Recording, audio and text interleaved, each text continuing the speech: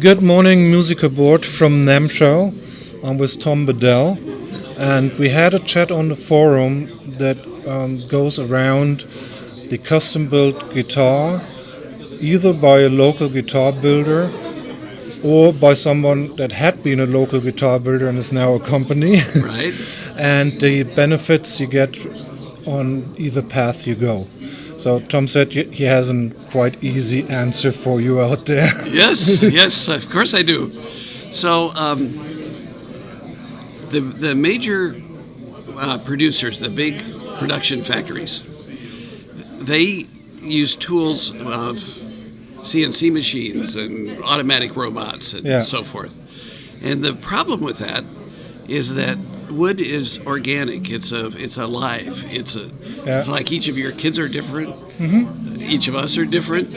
We're affected by the neighborhood we grew up in, everything about our life, right? Right. So each piece of wood, each tree, has its own character. Yeah. Which means its frequency might be different, its density could be different, its stiffness could be different. Okay. So as a custom builder, we take each piece of wood, we analyze it, we figure out what's the shape of the body, how much volume is inside, what should the separation be between the top and the back to maximize the sound. Yeah. Are we going for a more bass? Are we going for more treble? Are we going for even tone? How does the person that wants the guitar going to play it? Yeah, okay. And how do we accommodate for that? So every part in this guitar went into consideration of the uniqueness of each piece of the wood, how they relate to each other, and then how they relate to the player in terms of how you play, right? So what methods of tweaking are available? The thickness of the deck, or do you... We start with taking... Well, first we have to know what our goal is, right? Yeah, okay. Where do you want to go? what does the musician want in their guitar? And what sound do they want? How do they play, etc.? And what kind of woods do they want to put in it? Then we take the top at the back and we analyze it for frequency, density, stiffness, etc. Okay. And that tells us how thick or thin, either whichever word you want to use, you want to mill it. Okay. Right? Mm-hmm. So every one is different. Okay. Because it's milled to the uniqueness of that piece of wood and what our goal is. Right.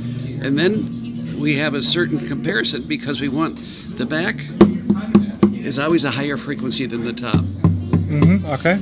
And so there's a certain hertz separation depending upon the size of the body, the air chamber, etc. So we maximize that to start with by getting the dimensions right for this unique piece of wood and pairing it with the back.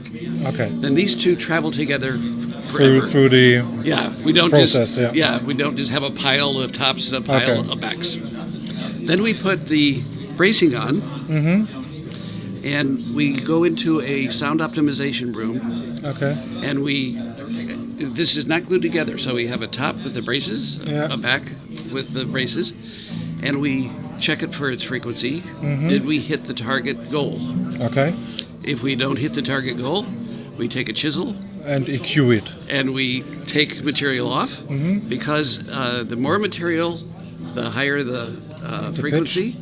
And the lower the weight. The weight or the amount, or the weight, or the height. Those all affected. All affected. They all affected, but the bottom line, it's weight. Is weight. Yeah. Okay. So, for example, if you people say, well, if you put too much finish on a guitar, it takes the sound away. Well, it maybe does. It maybe doesn't. Yeah. It adds weight. So when you add weight, did that improve the separation or did it decrease it? So okay. All right. Okay. So a production company just has a set dimension. And so they're going to build each top to, let's say, 110 thousandths inch, each back to whatever. Whatever, yeah. So you get all that variability because the wood's 30% variance in how it responds. Right? So most factories that don't do this, that build really more automatic, they say, well, you need to go into the store and play and find the one you like. Right. What we can say Which is the normal path you would do. Yes, that's the old way, right? But what we're able to do is, if you really like this guitar, we have 40 different things that we have recorded onto our in our computer. Okay. The dimensions for the top, the back, the frequency, Okay. top and back, the thickness of the finish, the weight of the guitar, Okay. the weight of the bridge. We measure everything. Okay. So you call us or write us, and you give us the serial number. Okay, and you know where it started. And then we go back and we can look and see exactly how we got to that guitar. Okay. And if you want us to replicate that, we can do that. So it's kind of the step between a complete individual build and a line of guitars that is built and lives out there that you can refer to Right. do it again. Right. Okay. Yep.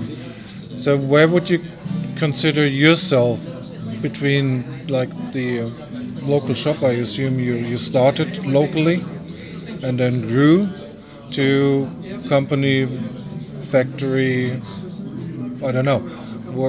Where do you consider yourself to be at the moment?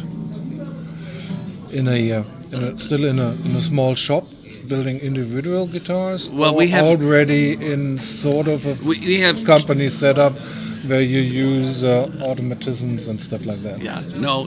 The secret to our success is handcrafting Okay. guitars, and so it takes us twice as many hours for yeah. our craftsmen to build a guitar as it does the major brands, Okay. because we don't use all that equipment. Okay. We wouldn't be able to individually design each piece of wood in this guitar if we used all that equipment. So Yeah. it's up to the artisans, and their job is really to look at how beautiful is the guitar, is the workmanship perfect, what's the sound, how easy is it to play, how's the setup. I mean, there's so many things that go into the musician having the best experience they can have with a guitar. Part of the discussion we had was the price point where you can consider it to be serious optimum acoustic guitar building. Right. And that price point had been pretty high. Right. Some people think it only starts when you go over $20,000, $30,000. And that's a really narrow spot where only little builders live. Right.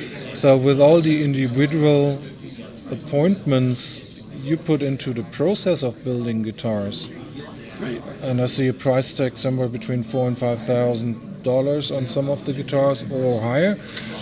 But what do you consider is the price point where the real deal starts? Okay, so in our factory in Bend, Oregon, we build two brands, the Breedlove brand Yeah. and the Bedell brand. Yeah. 100% of the guitars that we build in that factory, Yeah. we do this hand voicing, sound optimization, 100%.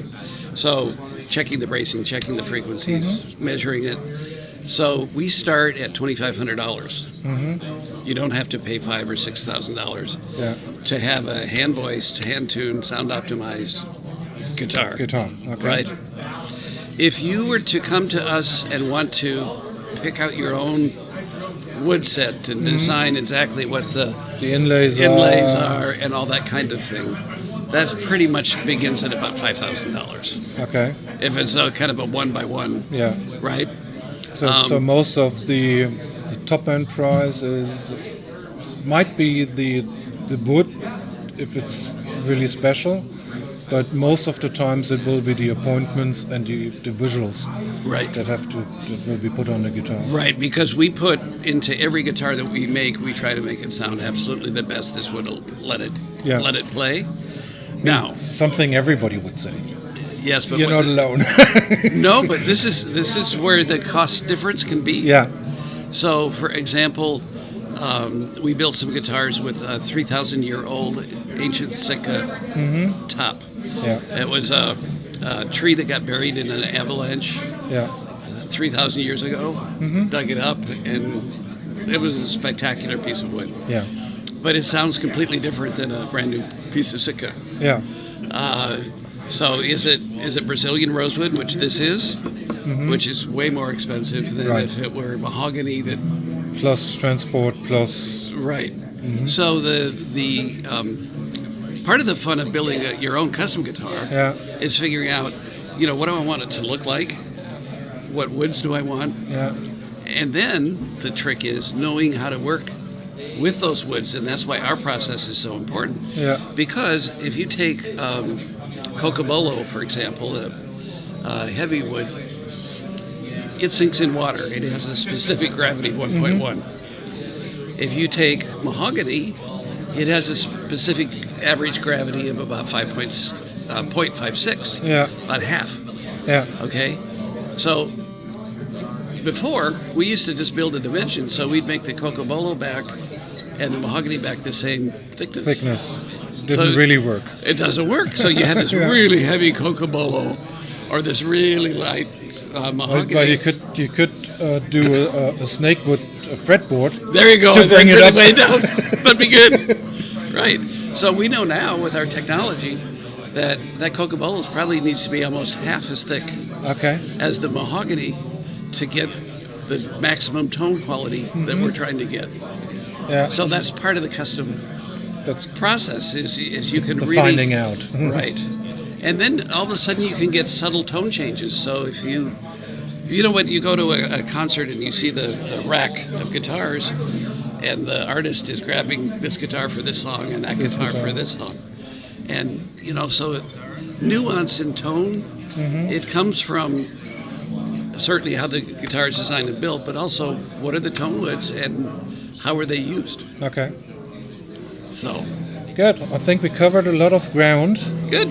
Thank you very much. Did you ever played or owned a $30,000 guitar? The most expensive guitar that we've sold is $75,000. That you sold as Bedell? No, that one actually was a Breedlove. That was a Breedlove. Okay. Yeah, yeah. I don't have it here, but it had snakes coming out of the sound hole and going up the neck and around the neck, and it was. It is. I own it. I bought it back from the dealer. Okay, so in this case we are talking about the time-consuming craftsmanship that brought the price up. Yeah. Right. All right. Yeah.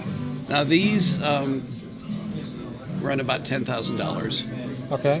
and they're made one by one and incredible sounding guitars. You'd buy this guitar for sound. Okay. Yeah. Yeah. That's basically what it should be. Yeah. Yeah. Unless you're like have an SJ200 where you buy it for the mustard. Right. Yeah. Right. Great. Yeah. Okay. So Thank you very much. I think that's plenty of information to digest for the Okay. folks back home.